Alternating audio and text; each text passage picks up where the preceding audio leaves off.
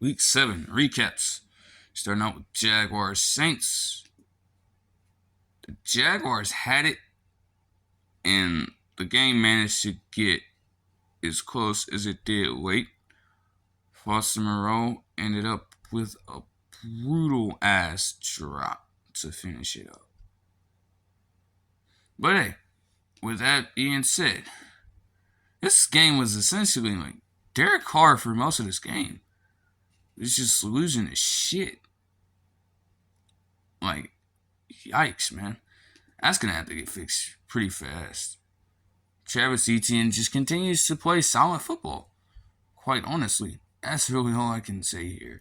Trevor Lawrence had a nice game on the ground, especially. You don't typically expect 8 rushes and 59 yards on the ground from him, but that's solid work. Foyesade Aluakun, just continuing to do what he does on the defensive end.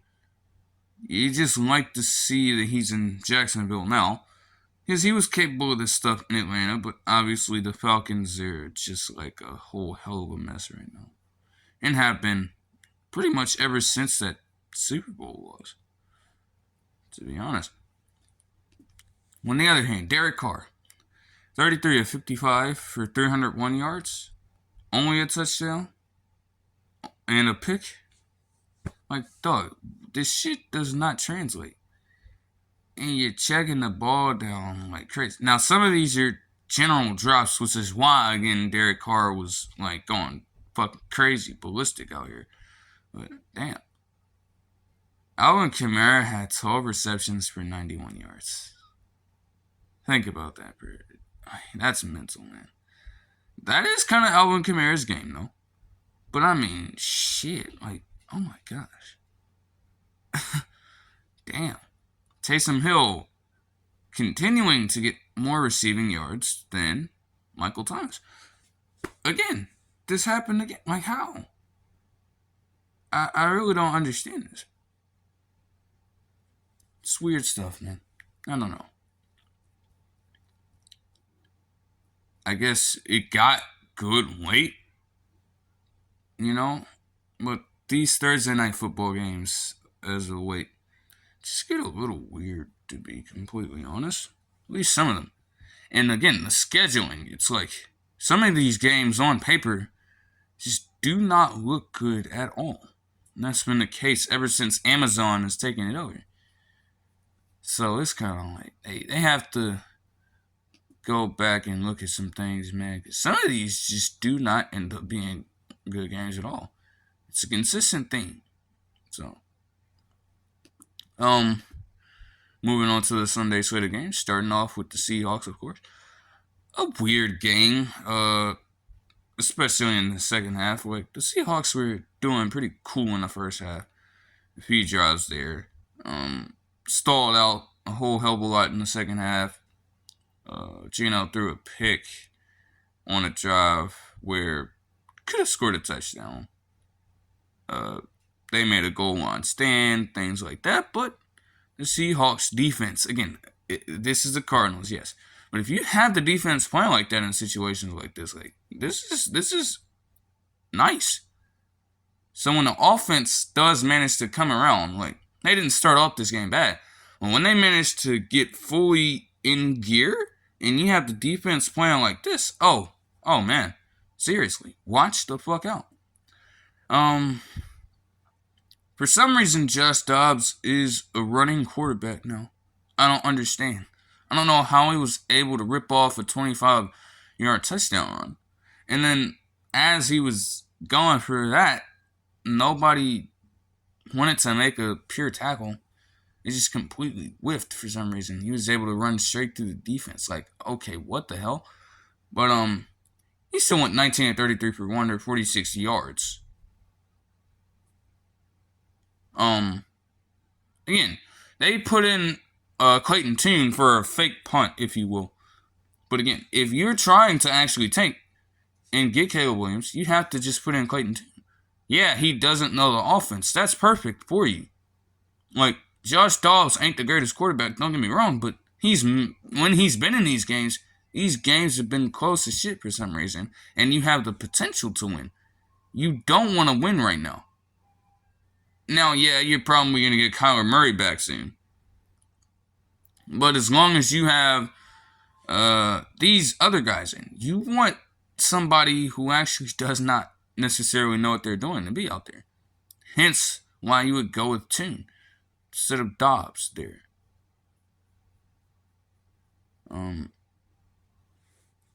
But yeah, Cardinals were not able to do much.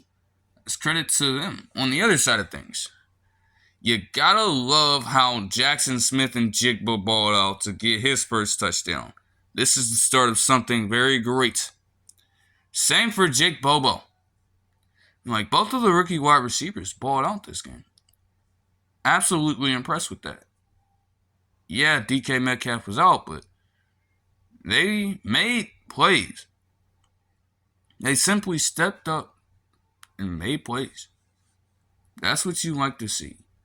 Kenny Walker had 26 rushes for 105 yards. Just a little bit of a workhorse. And, the efficiency is there. Most days, at least. Again, in the second half, kind of tailed off a bit, but it's alright. Because you got people on the defense like Bobby Wagner, Jamal Adams, Devin Witherspoon, Boye Mafe, Daryl Taylor, etc., etc. I can go down the list. And it's fucking crazy out here, dude. Like, this is actually it's just very great stuff to see if you're a Seahawks fan. Moving on to the Chargers Chiefs. The age-old Justin Herbert picks in clutch time scenarios. Now, honestly, the fact that the game was just close, I guess a little bit of credit goes to the Chargers defense. Up until their special teams allowed Mecole Hardman to get that long punt return. Oh yeah, he's back with the Chiefs now, by the way. But yeah, Justin Herbert, something's got to click, right? Again, the fact that Josh Kelly had 7 rushes for 75 yards and a touchdown. You're not consistently going to get that, but you had a solid rushing game today. So when the time came to make a play yourself, you weren't capable of doing that? You weren't ready to rise to the occasion? This has got to stop. This is number 15 in a scenario like this. How are you going to become a truly elite quarterback and a truly respected quarterback by all parties if you cannot get the job done when it matters the most? Even the drive after you threw the first pick, they got stopped. You had multiple chances. And your defense, again, in the first half, don't get me wrong, in the first half, they were getting fucking cooked. This man, Patrick Mahomes, was on pace to literally set the single game record for passing yards in a game. But again, the third quarter, everybody just kind of tailed off, slowed down. But even when he needed to make a play late, he made the play late and helped them to win the game. 32 of 42, 424 yards, 4 touchdowns, and a pick.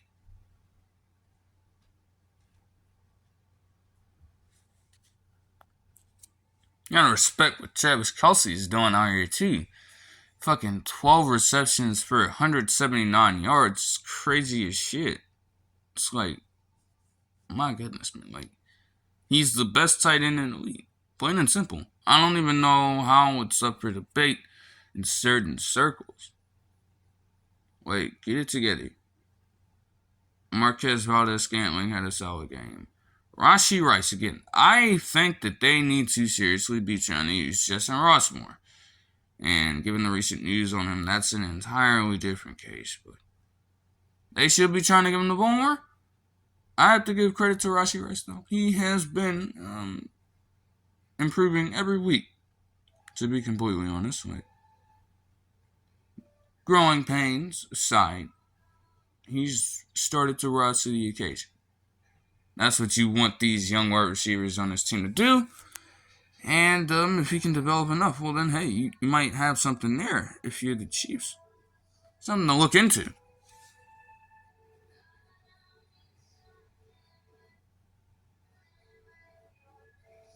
Yeah. And again, that's an example of how you lead your team to victory in a close game. Justin Herbert. Like, that has to change. Otherwise, you ain't going to get that respect. You're not going to get that distinction of being an elite quarterback until you actually change what the hell you're doing in clutch time. It's plain and simple. It was a good game at the start. Again, ended better for you if you're a Chiefs fan out there. For the Lions fans out there, though, with the way this damn game went, you might still be a good team, but you got smacked down. You got smacked down, plain and simple. You just wanted to give Jahmyr Gibbs his first damn NFL touchdown when it didn't even matter. Even if he had a good game. Again, did it matter? No. Like, you lost by 32 points. You allowed a team who by themselves had not scored 30 yet in a single game this season. You allowed them to win by 32. How little sense does that make? Like, Jared Goff was just throwing some errant passes all day long, and I guess that is a credit to the Ravens defense. But also, some of these were just like flat out misses on his own. One of them, Jameson Williams, and yeah, he didn't record a single catch on 6 targets. But one of the plays later on in the game where he had Jameson Williams beat him, but he threw the ball on a perfect spiral and it hit him in the helmet, not the hands. Like, how was he going to adjust for that at that point? Just minor things like that, just summarize the entire game and how that ended up going. Just could not get anything going all day long. But the Ravens definitely could. Like, Lamar Jackson had a very well-rounded game. Near perfect quarterback rating. 4 total touchdowns. 393 total yards. Like, that is a great game. You kind of, like, I ain't going to say, it's hard for anybody to be putting up 400 total yards now. If you're a quarterback that's a dual threat, it's kind of hard to put up 400 total yards. It can be done, and it has been done. But you want to see consistently good games. It don't have to necessarily be of this caliber. But you want to see this kind of thing from Lamar Jackson. Way more. Gus Edwards ended up leading the entire team in total yards receiving with the one play. I don't even know how that ended up breaking loose like that. He found a way, though. Credit to him.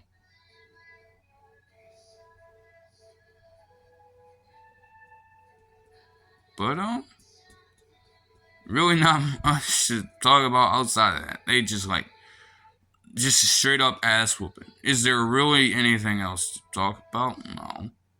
It's just, you have to take it as is. Sorry, Lions fans. Falcons, Bucks.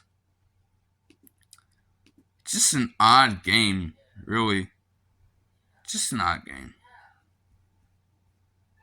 I feel like Bijan Robinson got hurt because him only having a rush for 3 yards, he might have gotten hurt. Yeah, headache. Okay. Alright.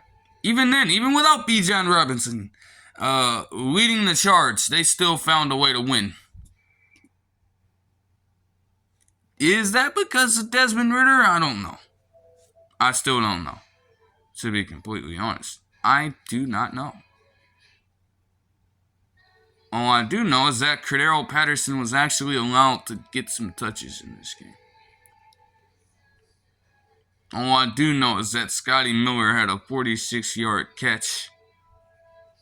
He fucking passed the ball 46 yards. Van Jefferson recorded a reception for 5 yards in his first game with his new team. Oh boy. Oh boy. He had two 46-yard pass completion. Wow, amazing. I didn't see this coming. And he had a 39-yarder to Kyle Pitts. Holy hell. They got the win barely over the Bucks. Again, the Bucks are just falling back down to earth, really. They had the hot start, but their shitty ass run game continues to catch up with them. It continues to. 20 rushes for fucking 73 yards. Do you really expect to win a game? And especially a game that comes down to a field goal. Playing like that in a rushing game. No. It don't work that way. It don't work that way. It's not even like Baker Mayfield had the worst game in the world. But again, definitely some missed opportunities. On both sides of the ball.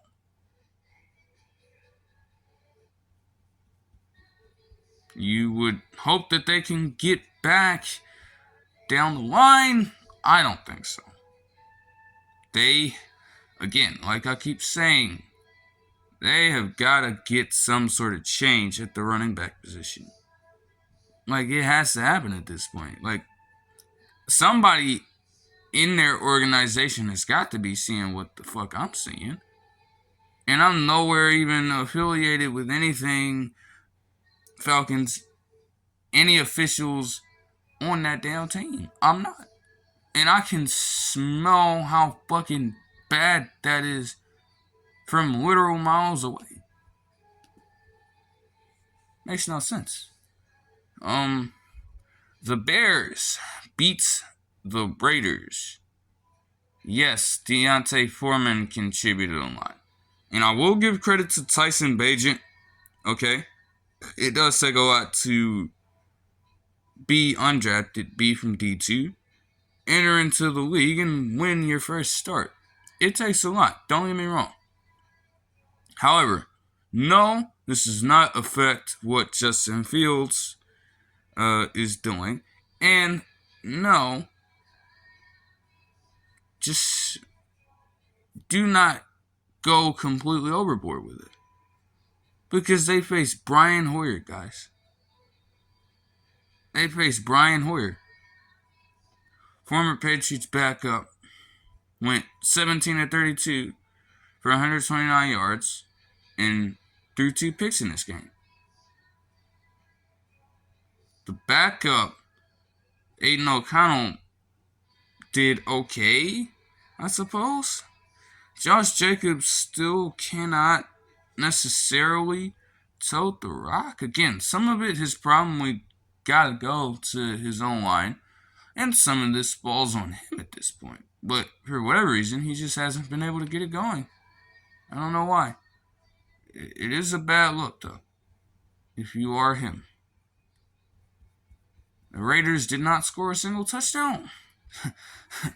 It resulted, well, yes, they did. Yes, they did. But they did not get the 2-point conversion. You would have looked at the score originally and thought, oh, damn, they didn't get in the end zone one time. They did. My ass is tripping. Jacoby Myers, of course, always wants to contribute to the Bears in some capacity. And he feels more compelled to now because he's a part of this team. But yeah, 21-29, 162 yards, a touchdown for Bagent. Nothing flashy. But sometimes you don't need flashy to win.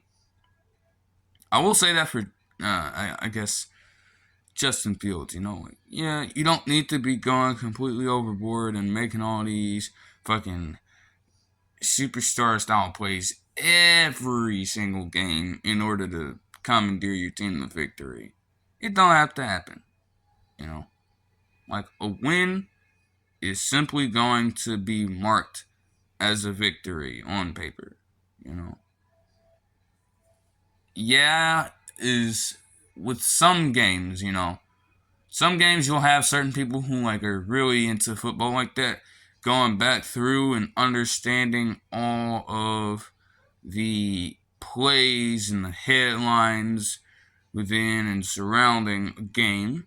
But to be honest, in 20 years down the line, unless it's some historically great play like the immaculate reception, first Hail Mary, James Harrison's pick six, stuff that is immortalized in NFL history forever, unless it's stuff like that, people aren't going to remember that play you made back in 2020. No, they're going to be focused on the win or the outcome of the game. Just a little tangent there.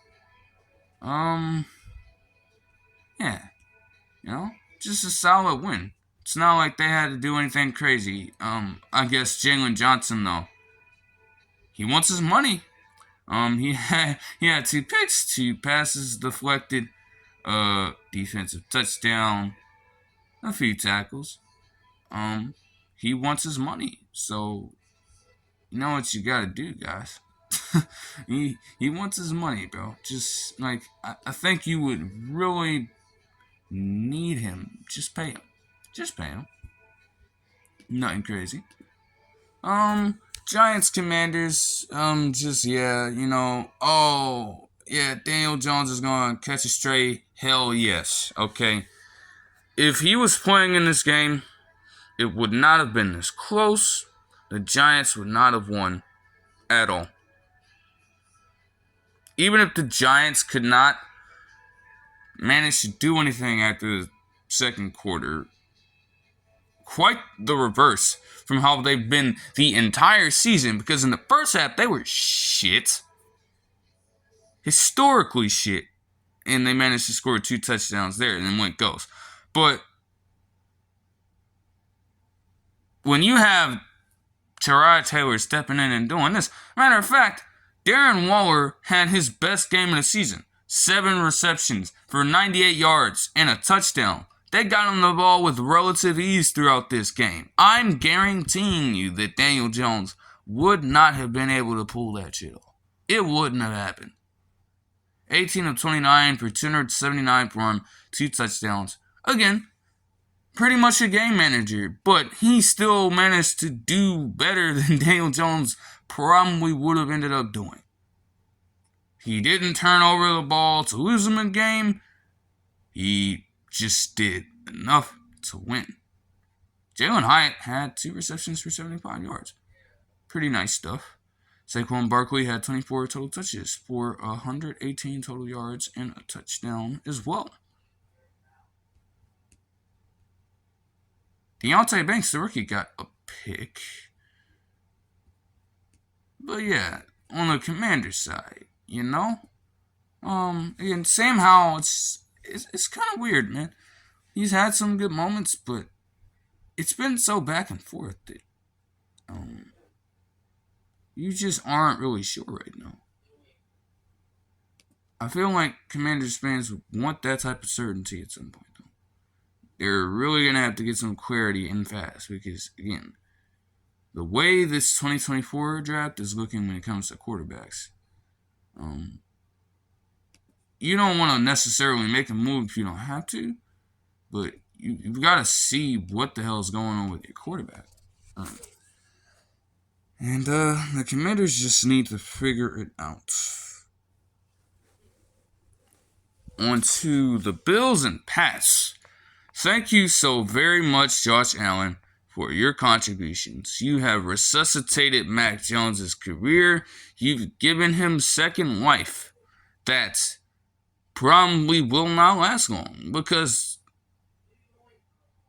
if you go off of this whole season alone, he hasn't proven he can play like this consistently. This is just one game. So, if I were a Patriots fan, I would just simply relax. Calm down. One game.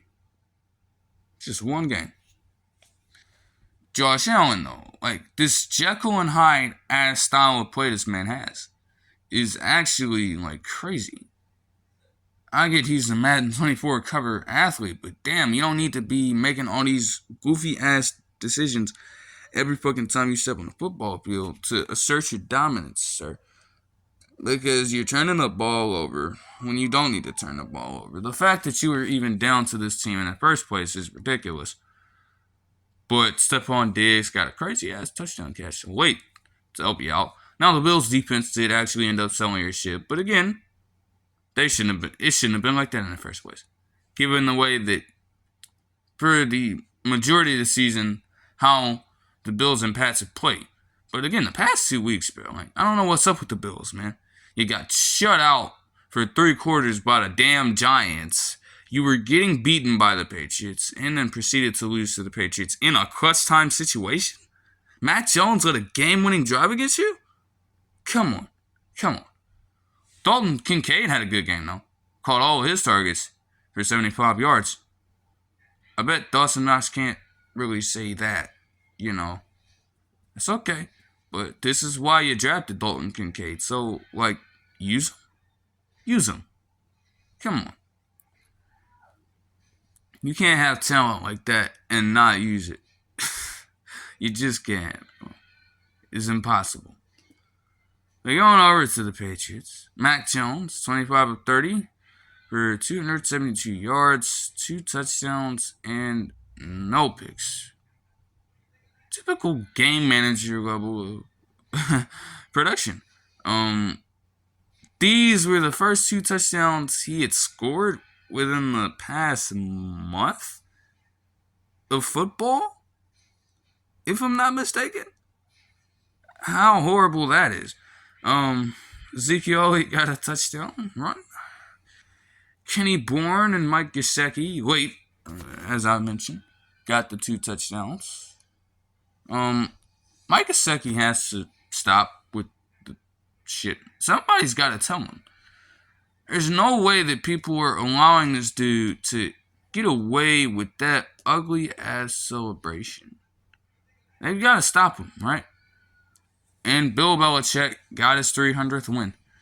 Too bad that Mac Jones is just going to revert back to his old ways and is going to be unable to match what he did.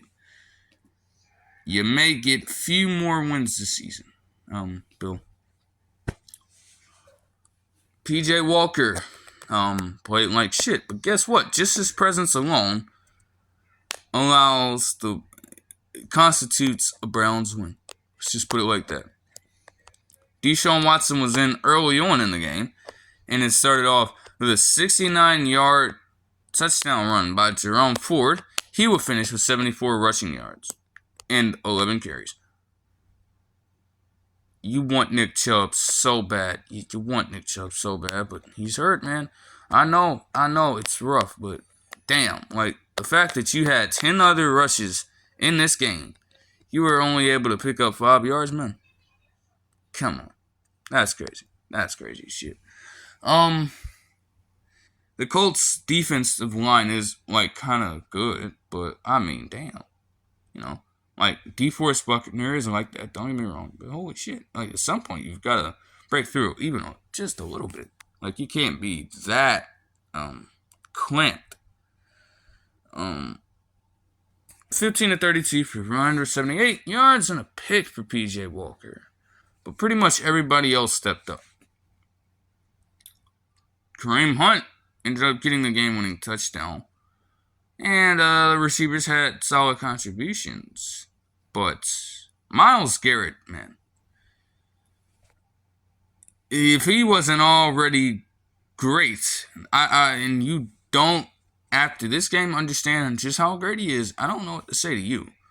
But he has definitely gained a whole hell of a lot more of my respect. This man is a D lineman pulling off a move that Cam Chancellor did, man. fucking hurdling the goddamn line to block the PAT. And that PAT would have tied the game at regulation. The Browns only ended up winning by a point. So you can say that he's single-handedly winning the game too. Also, with the strip sack fumble for touchdown, he was definitely a huge factor in this game. And there's no doubt about that. But that damn play right there, man, like, I have to give you credit for that. That is just a hell of a play. I can't say any more. I can't say any less. It's just that simple. Dustin Hopkins had a great day at the office. You would just love to see that happen consistently. And honestly, when he was, obviously he's an older kicker now. He was doing this once upon a time. But, sometimes it just goes that way. Gardner Minshew actually had a fine game on the ground, but overall, can be a good backup quarterback, and on certain teams, he would make for a great starter. Don't get me wrong. But 4 total turnovers, in a game like this, you need every drive, and you commit all those turnovers. Even if you play fine, so okay, but you're not giving your team the highest amount of chances to actually execute. Jonathan Taylor had a good return game though. 18 rushes for 75 yards and a touchdown to pair with 3 receptions for 45 yards. Josh Downs, the rookie, had 5 receptions for 125 yards and a touchdown. Michael Pittman Jr. had a crazy-ass touchdown catch and run. Just a wild game between these two teams. You wouldn't really expect it either. The way that they predicate themselves on playing football, especially in this season. It just sucks that you don't have Anthony Richardson in. You want to get the most you can out of Anthony Richardson. He's a great talent when he's been in, but he's out for the season now. That's always rough. But the Browns found a way to get that one. Steelers Rams. Allen Robinson got his revenge with a reception for 7 yards on his former team. Kenny Pickett should not have gotten the first down on that one. He literally had 8 rushes and not a single net yard and a touchdown. That should not have been a first down from what I saw. Ridiculous call. Very ridiculous call. Either way, the fact is, the Rams did blow it. They did. I don't know what is wrong with Matthew Stafford, bro. George Pickens had a great game. Deontay Johnson actually caught the ball. Excellent. And TJ Watt got an interception. He can do everything, don't get me wrong, but I'm like, this man do not catch picks, bro. This man does not catch interceptions. But he is capable of a whole hell of a lot, don't get me wrong. On the other hand, though, Matthew Stafford, the most telling thing for me is this. And yes, the fact that Royce Freeman actually led the team in rushing yards this game. After he's been in the league for quite a little bit, to be honest. But, hey, we'll take that. Don't get me wrong. Puka Nacua, obviously, he had a hell of a game. 8 receptions for under 54 yards. Some insane catches. Fucking trucks the shit out of some players on a first down catch to attain even more yards in the day. He had a great game. But in no way, shape, or form should Cooper Kupp only end up with 2 receptions for 29 yards. Now, these other 5 targets, maybe one of them could have been a drop on his part. But the majority of these, Stafford, it's like, get it together. There's no way. There's no way that should happen. At all. Come on. Ridiculous. So, of course, you couldn't have really expected to win this game if you weren't going to use all your stars, bro. It also didn't help that Brett Maher, right after this game, he got fucking cut from another team because he missed 2 field goals and an extra point. That made up the difference in the game. And they lost by that exact 7 points that he could have had and missed. I don't know what is, like, it's always Brett Maher, and I really don't understand. But they made the decision to go out and get him. So now you need to find somebody else, and fast. Or they could have just went and drafted a kicker.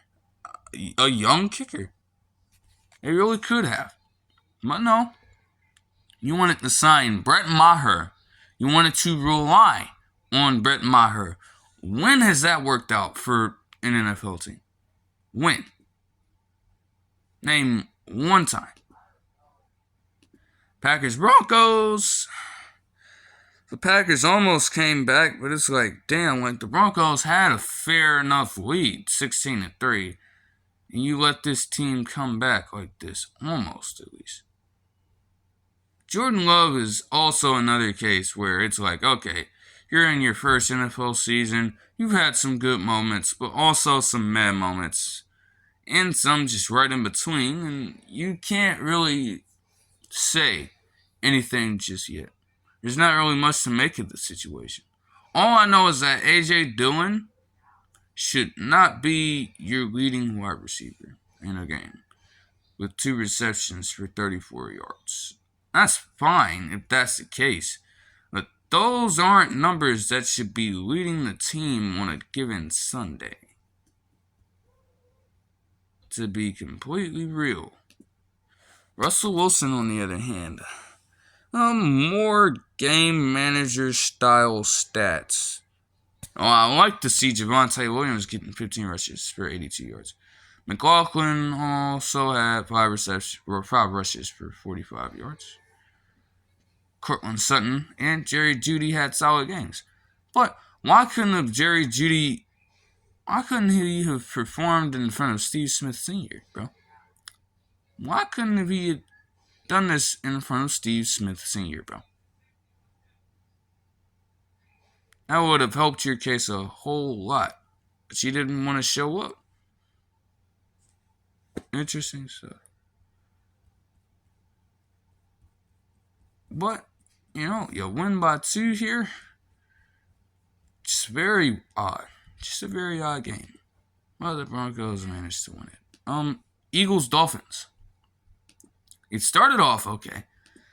The rematch of the Alabama quarterbacks under Saban. It started off well, like I said, Raheem Mostert and Tyreek Hill, Jalen Waddle, were in full effect until Tua Tagovailoa started turning the ball over. And that was that. Even mind the fact that Tua Tagovailoa had 216 passing yards, a touchdown, and a pick. Okay, when the Dolphins defense managed to get 3rd down stops late in this game and they got in 4th down, they couldn't guard a damn thing. Now, I understand that they have a very high success rate, the Eagles, on the brotherly show, the Tush Push. I get it, okay? But at some point, if you are the Dolphins defense, are you seriously going to tell me you could not come up with something on the spot to be somewhat ready for it, at least? They were not even ready for it at all, and they continued to run it, and they continued to just abuse them. Got the 1st down every time. Got another touchdown with it for Jalen Hurts as well.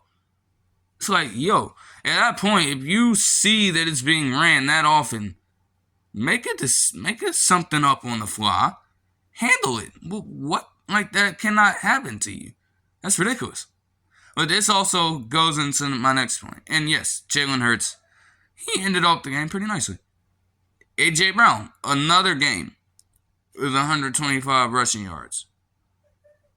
Ties him with 2 other players. You know? Like, that is historically great.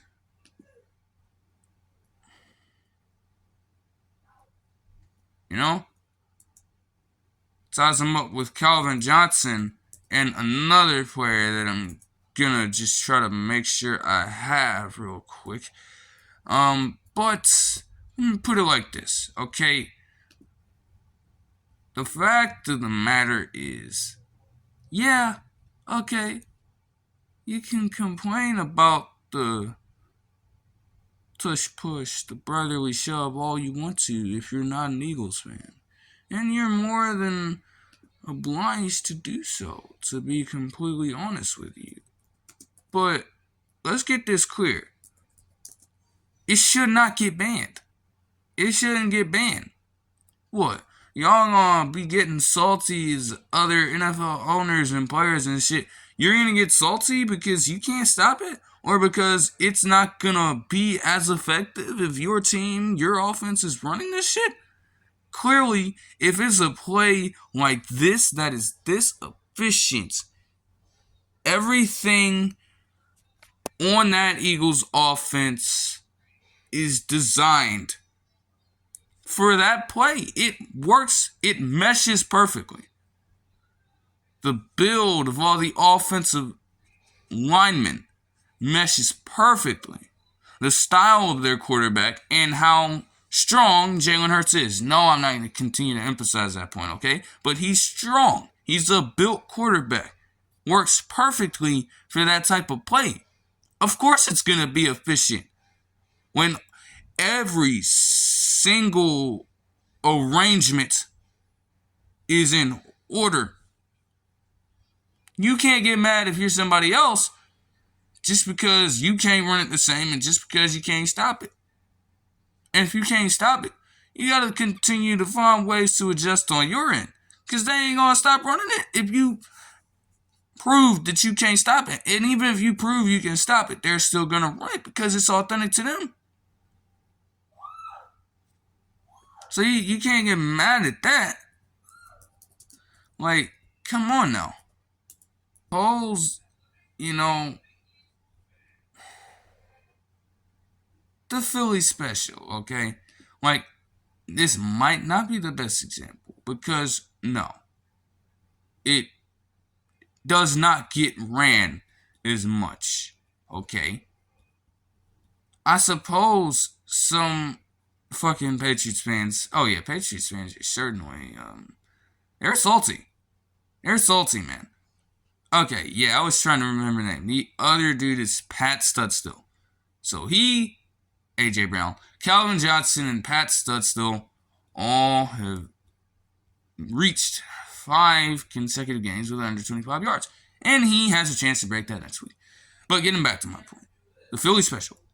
Okay? You have them run that play that is authentic to them. Even if you're complaining about it, and even if it worked to perfection enough to where it ended up being a key play in the Super Bowl and an iconic play in the Super Bowl.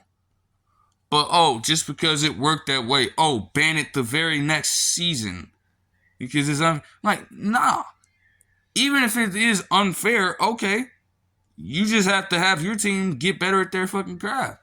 Don't fucking go off on the Eagles on that. Don't try to get their shit banned. Banned? Like, nah. Vikings, 49ers. Cameron Bynum won them the game. Yeah, you really thought, no. Fucking 35 of 45, 378 yards, 2 touchdowns, and a pick. Jordan Addison balled out, for sure. T.J. Hockenson balled out, for sure. Cameron Bynum won him this game. I am not giving this to Kirk Cousins. Nor Greg Joseph, for that matter. Fuck no, motherfucker. No, we're not playing that game. Okay? Because the fact of the matter is that Kirk Cousins, when it came down to things, did not give them another chance. And Greg Joseph fucking missed. They are going to end up getting on Brock Purdy's ass, though. I'm not going to lie. You can't be out here making throws like that. And both of them ended up turning into picks. Because you weren't thinking smart in those situations. And they proved costly. The 49ers will shake back. But it is something to look into, to be fair. So, we'll see about it. But, that'll do it for this one. I hope you guys enjoyed the video, and I'll see you guys in the next one. Peace.